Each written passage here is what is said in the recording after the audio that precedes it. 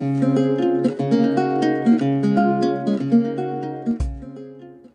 दोस्तों, मेरा नाम है मित्र। मैं स्वागत करता हूं आप सभी का अपने यूट्यूब चैनल अमिताज क्लासेज में। दोस्तों, यूपी ट्रिपल एस सी मंडी परिषद की परीक्षा कभी भी हो सकती है। इसका भी कोई डेट अनाउंस नहीं है, ठीक है। लेकिन इसकी प्रैक्टिस हम पूरी करते रहेंगे। जीएस के हमने आपको सारे प्रैक्टिस प्रोवाइड कर दिए हैं, करीब 6 से 7।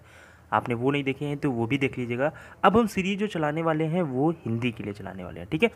प्रैक्टिस सेट फर्स्ट है ये। इसके बाद 2, 3, 4, जहाँ तक मुझे लगेगा कि आप लोग देख रहे हैं, आप लोगों को अच्छा लग रहा है, वहाँ तक हम आपको प्रोवाइड करेंगे, ठीक है। तो अगर आपको चाहिए ऐसे ही तो प्लीज़ पूरा वीडियो देखिए, हमें कमेंट करके बताइए कि आपको ऐसे वीडियोस चाहिए, और आप अपनी तैयारी को एक अच्छे से प्रारूप दीजिए कि आप एग्ज़ाम में अच्छा कर सकें, ठीक है। तो चलिए वीडियो को शुरू करते हैं। ये होगा हिंदी का प्रैक्टिस सेट फर्स्ट मंडी परिषद परीक्षा के लिए। तो चैनल पर नए हैं तो प्लीज़ चैनल को सब्सक्राइब करना मत भूलिएगा, ताकि ऐसे ही वीडियोज़ आपको मिलते रहें, ठीक है। तो चलिए शुरू करते हैं। तो दोस्तों, हमारा पहला क्वेश्चन जो कहता है वो पहले से लेके फोर्थ क्वेश्चन तक कहता है कि ये एक गद्यांश है, और इस गद्यांश को पढ़कर नीचे दिए गए सवालों का जवाब दीजिए। तो गद्यांश में क्या होता है कि एक पूरा अपठित गद्यांश होता है, उसी पे बेस्ड कुछ क्वेश्चंस होते हैं, और क्वेश्चंस पढ़ के उनके आंसर देने होते हैं, ठीक है।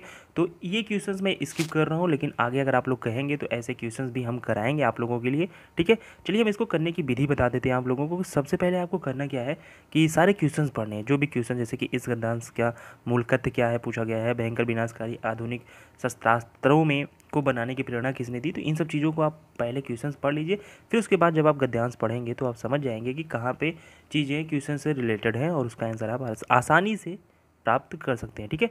चलिए हम यहाँ पे क्वेश्चंस की बात करते हैं जहाँ से काम का है। ये 4 क्वेश्चन हमने आपको होमवर्क के दिया है। अगर आप चाहते हैं कि इन क्वेश्चंस को भी हम अटेम्प्ट कराया करें तो आगे से आप कमेंट करके बता दीजिए, आगे से हम उसका ध्यान देंगे, ठीक है।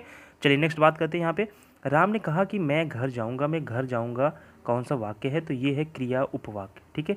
मैं जल्दी जल्दी करूँगा थोड़ा सा, क्योंकि रोकूंगा तो काफ़ी समय लग जाएगा, ठीक है। इलाहाबाद में बोली जाने वाली बोली कौन सी है। तो ये अवधी बोली इलाहाबाद की बोली है। काफ़ी बार ये एग्ज़ाम में पूछा गया है, यूपी ट्रिपल एस सी के जैसे एग्ज़ामों में, और ये मध्यकाल से चला आ रहा है, ठीक है। मध्यकाल से है ये, ठीक है। आई होप आपको ये चीज़ें समझ में आ रही हैं। मैं थोड़ा सा पेन छोटा कर लेता हूँ, ठीक है, पतला, हाँ।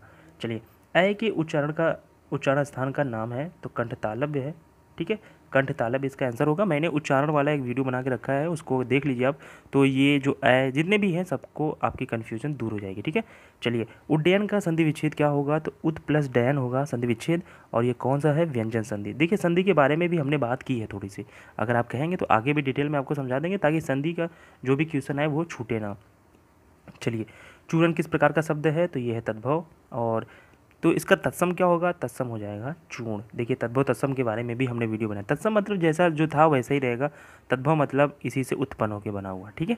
सिंपल सी बात है। चलिए आगे बात कर लेते हैं। चौकड़ी भूल जाना मुहावरे का अर्थ क्या है। तो राह न सूझना। चौकड़ी भूल जाने का मतलब होता है कि कोई राह न सूझना, जितनी भी चीज़ें आती थी हम भूल गए हैं, तो समझ में नहीं आ रहा है, अब कन्फ्यूज हो गए बहुत ज़्यादा, तो इसका यही अर्थ है, ठीक है। चलिए, वैमनस शब्द का विलोम क्या होगा। तो सौमनस से हो जाएगा वैमनस का, ठीक है। डायरेक्ट क्वेश्चन है ये। विलोम पर्यायवाची और मुहावरे का मैं आपको वीडियो बहुत जल्द प्रोवाइड कर दूंगा, ताकि आप लोग एग्ज़ाम में अच्छा कर सको। और अगर आप कहेंगे तो, क्योंकि मैं बहुत मेहनत कर भी दूँ, आप लोग देखते नहीं हो तो फिर उतना नहीं अच्छा लगता, ठीक है। जैसा आप कहोगे वैसा हम कर देंगे, ठीक है। जस दूल्हा तस बनी बराता कहावत का अर्थ क्या है। तो जैसे खुद वैसे साथी। अगर आप ग्रामीण क्षेत्र से हैं और आप काफ़ी मैच वैच खेलते रहे हों, मेरे घर में ऐसा कई बार कहा गया है, तो मुझे ये काफ़ी अच्छे से याद है। तो जस दूल्हा तस बनी बराता, तो जैसे खुद वैसे साथी, ठीक है। जो धरती फोड़कर जन्मता है वो क्या कहलाता है, उद्भिज, ठीक है। उद्भिज कहलाता है जो धरती फोड़कर जन्मता है। चलिए, देखिए, हम आपको कई बार बता चुके हैं कि इंग्लिश के 1-2 क्वेश्चंस होंगे जो हो सकता है ट्रांसलेशन से हो, या फिर हिंदी से, मतलब कि इसका इंग्लिश क्या होगा, ऐसे भी क्वेश्चन पूछे जाएंगे। देखिए, यहाँ पे है पृष्ठांकन का अनुवाद क्या होगा। तो पृष्ठांकन का होता है दोस्तों इंडोर्समेंट।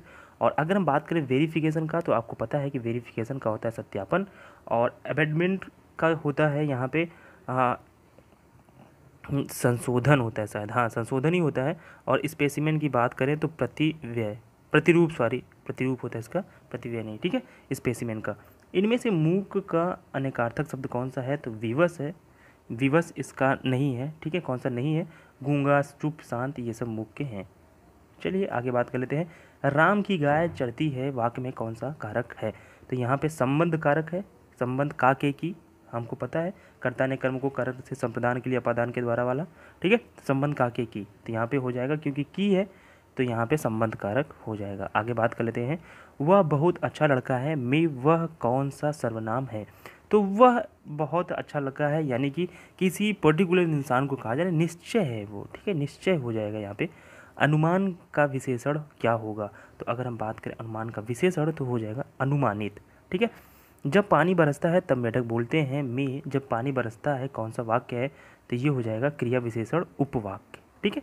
चलिए, आई होप यहाँ से चीज़ें आपको समझ में आ रही होंगी और क्वेश्चंस आप कर भी रहे होंगे जल्दी जल्दी, ठीक है। अपने दिमाग में देख लीजिए कौन से क्वेश्चन नहीं है, जो नहीं आ रहे वो नोट डाउन करते हुए चलिएगा, ठीक है। इनमें से स्वर्ग का पर्यायवाची कौन सा नहीं है? तो इनमें से जो है वो त्रिदिव नहीं है बस, ठीक है। और देवलोक भी कहा जाता है, अगर हम बात करें स्वर्ग का। बैकुंठ भी कहा जाता है, कहते नहीं कि बैकुंठ चले जाएंगे, ये ऐसे मतलब ये सब चीज़ें स्वर्ग होता है बैकुंठ का, ठीक है। महादेवी वर्मा को किस पुस्तक पर ज्ञानपीठ का पुरस्कार मिला था? तो वो था यामा। यामा पुस्तक पर उनको ज्ञानपीठ का पुरस्कार प्राप्त हुआ था। सुमित्रा में प्रत्यय क्या है? तो सुमित्रा में जो प्रत्यय है वो है आ। सु जो है वो है उपसर्ग, ठीक है। हम थोड़ा सा यहाँ पे लिख भी दे रहे हैं, ठीक है। और मित्र जो है वो मूल वाक्य कहा जाएगा यहाँ पे, ठीक है। और आ जो होगा वो आपका प्रत्यय होगा, ठीक है। चलिए, साकेत महाकाव्य के रचयिता कौन थे? तो साकेत महाकाव्य के जो रचयिता थे वो थे मैथिली शरण गुप्त, और इनको राष्ट्रीय कवि भी कहा जाता है और रसिकेंद्र भी कहा जाता है, ठीक है। एक और नाम याद रखिएगा, रसिकेंद्र भी कहा जाता है, ठीक है। चलिए, जो कवि लोकप्रिय होता है उसका सम्मान सभी करते हैं। इस वाक्य का सरल वाक्य क्या होगा? तो इसका सरल वाक्य जो होगा वो होगा लोकप्रिय कवि का सम्मान सभी करते हैं, ठीक है। सरासर में कौन सा समास है? तो सरासर में दोस्तों अव्यय भाव समास है। समास के बारे में हमने बात भी की है, आपने अगर वो वीडियोज़ नहीं देखी, देखिए हमने काफ़ी चीज़ें आपको बता रखी हैं। आपने अगर नहीं देखा है तो थोड़ी सी प्रॉब्लम है। अगर आप नए हैं और आपको चीज़ें नहीं आती हैं तो प्लीज़ विजिट करिए, देखिए, अगर अच्छी लगती तो, या फिर जैसे आपको चाहिए, हम आपके लिए हमेशा तत्पर हैं, आपकी सेवा के लिए, आपको चीज़ें कंटेंट प्रोवाइड करने के लिए, ठीक है। मैंने रमेश से पत्र लिखवाया, इस वाक्य में लिखवाया कौन से प्रकार का क्रिया है? तो ये है प्रणार्थक, ठीक है, प्रणार्थक क्रिया है ये। कवि मलिक मोहम्मद जायसी द्वारा रचित पद्मावत की भाषा कैसी है? तो अगर हम बात करें तो अवधी है मलिक मोहम्मद जायसी द्वारा रचित पद्मावत, जिसपे पद्मावती मूवी भी आई थी जो, ठीक है। दिग्दर्शन का संधि विच्छेद क्या होगा? तो दिग्दर्शन का संधि विच्छेद हो जाएगा दिक्प्रदर्शन, ये भी व्यंजन संधि है, ठीक है। तो व्यंजन संधि और संधि के बारे में जो हमने पढ़ाया, आप वो वीडियोज़ देखिए, अच्छा लगेगा, आपको समझ में आ जाएगा। चलिए, ठीक है। शुद्ध वर्तनी चुनिए, तो ये हो जाएगा आशीर्वाद। आपको पता है आशीर्वाद में आता है, ये आरसीवाद हो गया, ये आशीर्वाद हो गया, ये आरसीवाद हो गया, ठीक है। आंखों में धूल झोंकना का मुहावरे का अर्थ क्या है? तो इसका हो जाएगा धोखा देना। धोखा खाना नहीं होगा, ठीक है, जल्दी में कंफ्यूज मत होइएगा, धोखा खाना नहीं, धोखा देना होता है, ठीक है। आंखों में धूल झोंकना है। ये जो सीटी वाला सा है, इसका उच्चार स्थान कहाँ पे है? तो इसका उच्चार जो है वो तालु है, ठीक है। हाथी किस प्रकार का शब्द है? तो हाथी जो है तद्भव शब्द है, ठीक है। चलिए, पुजारी भगवान पीताम्बर की पूजा कर रहा है, यहाँ पीताम्बर पद समास है, कैसा? तो वो है बहुब्रीहि समास, ठीक है। चलिए, कामायनी महाकाव्य के रचनाकार का नाम क्या है? तो बहुत फेमस बुक है ये, और बहुत बार आपके एग्जाम में पूछा भी गया, तो जयशंकर प्रसाद है यहाँ पे कामायनी महाकाव्य के रचनाकार का नाम। असुरक्षित शब्द में कौन सा उपसर्ग है? तो आ प्लस सु जो है ये दोनों उपसर्ग हैं असुरक्षित में, ठीक है। नीचे दिए गए शब्दों में कौन सा शब्द अग्नि का पर्यायवाची नहीं है? तो वो है अनिल, क्योंकि अनिल जो है वो है हवा का यानी कि वायु का पर्यायवाची, ना कि अग्नि का, ठीक है। ये जो है विराम, ठीक है, कोष्ठांकित विराम चिन्ह का नाम क्या है? तो इसका जो नाम है वो है अर्ध विराम, ठीक है। मतलब थोड़ा सा रुकना, जहाँ पे सेंटेंस बोलते समय हम थोड़ा सा रुकते हैं तो वहाँ पे हम हिंदी में इस चिन्ह का प्रयोग करते हैं, ठीक है। चलिए, कोई आदमी धन की चाहत रखता है तो कोई संतान की, एक सेकेंड इसको थोड़ा सा ऊपर कर दे, हाँ, कोई आदमी धन की चाहत रखता है तो कोई संतान की। उपयुक्त वाक्य में आधार पर नीचे दिए गए कौन से शब्द भेद अशुद्ध है? ठीक है, तो दोनों बार आया कोई शब्द सर्वनाम है, यही यहाँ पे आंसर हो जाएगा, ठीक है। चलिए आगे बात कर लेते हैं। महा प्लस ईस का संधि रूप क्या होगा? तो सिंपल सा है ये, काफ़ी और कई बार एग्जाम में पूछा भी गया, तो यहाँ पे हो जाएगा महेश।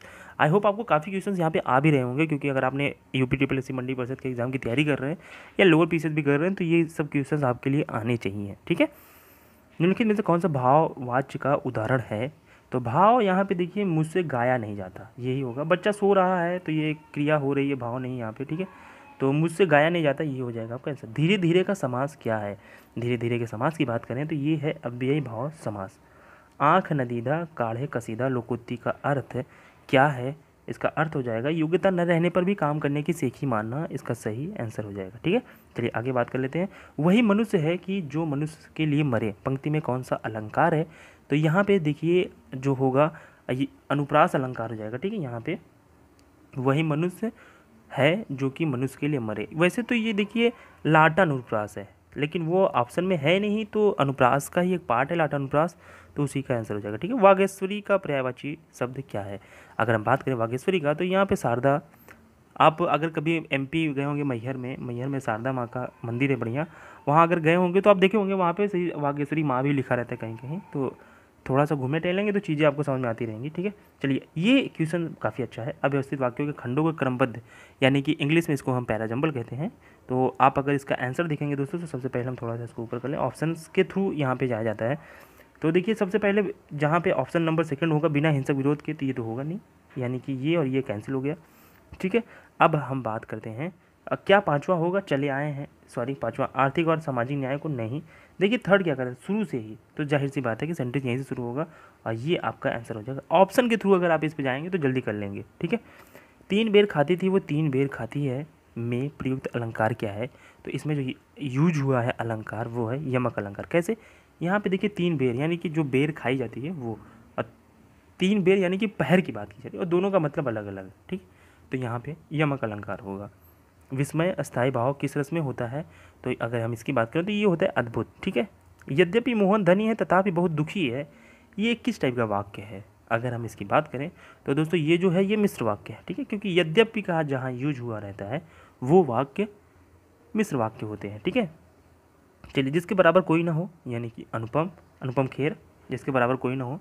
ठीक है, चलिए जंगल में लगने वाली आग को क्या कहते हैं? तो जंगल में लगने वाली आग को कहते हैं दावानल, और ये जठारनी किसको कहते हैं? पेड़ में लगने वाली आग को। ठीक है, और बड़वा नल किसको कहते हैं? ये समुद्र में लगने वाली आग को। तो आपका आंसर यहाँ पे जो होगा वो ऑप्शन नंबर बी हो जाएगा। ठीक है, तो ये करीब 50 क्वेश्चन थे जिस पे हमने बात की है। अगर क्या आपको सेशन अच्छा लगा है तो प्लीज़ हमें कमेंट करके बताइएगा। आगे हम इसी तरीके से और भी वीडियोज आपको प्रोवाइड करेंगे। ठीक है, तो वीडियो देखने आपका बहुत बहुत शुक्रिया दोस्तों, धन्यवाद।